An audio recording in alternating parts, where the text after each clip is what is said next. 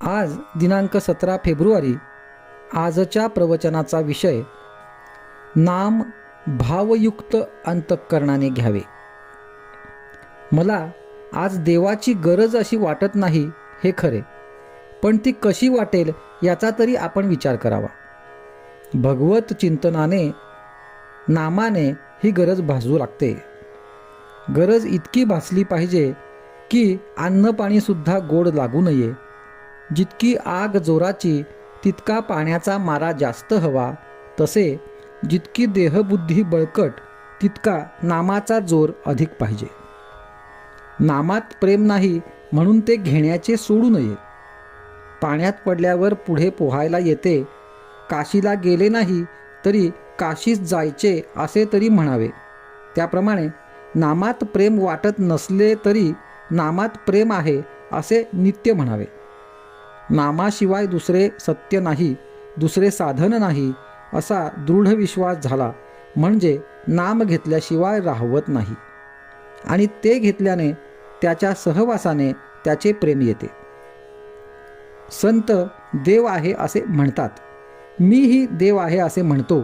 फरक इतकाच की माझे म्हणणे अनुमानाचे असते, त्यांचे प्रत्यक्ष अनुभवाचे असते. संत देहातीत असतात, त्यांच्याजवळ गेल्याने देहाभिमान कमी होतो. प्रत्यक्ष गेले नाही तरी चालेल. भाव ठेवून कार्य जितके लवकर होते तितके देहाच्या सहवासाने होत नाही. तीर्थात तीर्थपण, देवात देवपण आणि गुरुत गुरुपण आपण आपल्या भावनेने देतो. तीर्थास जाऊन जर आपण याने निष्पाप होऊ अशी भावना असली तरच मला तीर्थाचे स्नान होईल, नाहीतर मला ते नुसते पाणीच आहे. थोडक्यात म्हणजे सर्व काही भावनेत आहे. नाम हे भाव उत्पन्न करते. भावयुक्त अंतःकरणाने आपण नाम घेतले म्हणजे आपले काम शीघ्र होते. साधूंची अगर संतांची लक्षणे आपल्या अंगात ती बाणून घेण्याकरिता सांगितली आहेत, परंतु त्या लक्षणांवरून साधू ओळखता येणार नाही. साधू होऊनच त्याला ओळखले पाहिजे. प्रापंचिकाला त्याला ओळखायचे असेल तर त्याने आपल्यावर त्याच्या संगतीचा काय परिणाम झाला हे पाहावे, म्हणजे आपल्यावरूनच त्याला ओळखायचे. आपल्या मनाला काही वेळ तरी शांती मिळाली, आपला मीपणा थोडा तरी कमी झाला, मन निर्विषय झाले, निदान निर्विषय राहावे असे वाटू लागले तर ते साधूचे स्वरूप आहे असे समजावे. साधू सर्वानुभूती भगवत भाव किंवा सर्वत्र मीच आहे असे पाहतात. त्यामुळे सर्वांवर ते प्रेम करतात.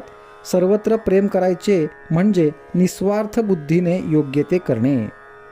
आपण आपलेपणा काहीमध्येच पाहतो, सर्वत्र पाहत नाही, म्हणून द्वैत प्रचिती येते. साधूंचा मीपणा गेल्याने जगात त्यांना सर्वत्र अभेद प्रचिती येते. ते सर्वत्र भगवत भाव पाहतात आणि त्यांचे प्रेम अगदी निर्भेळ असते.